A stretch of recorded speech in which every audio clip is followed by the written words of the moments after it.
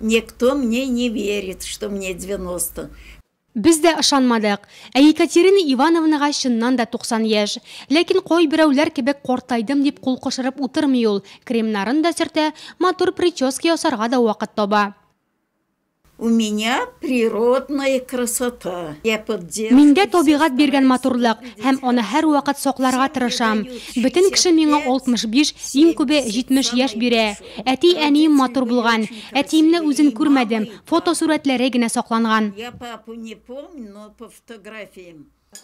Екатерина Ивановна дөрес туклануга зур игътибар бирә, махсус диета тота, артык мойлы һәм калорияле ризык ашамый. Заманында ресторанда эшләгән, шуңа әле дә аш-суга таләпчән. Стараюсь правильно питаться.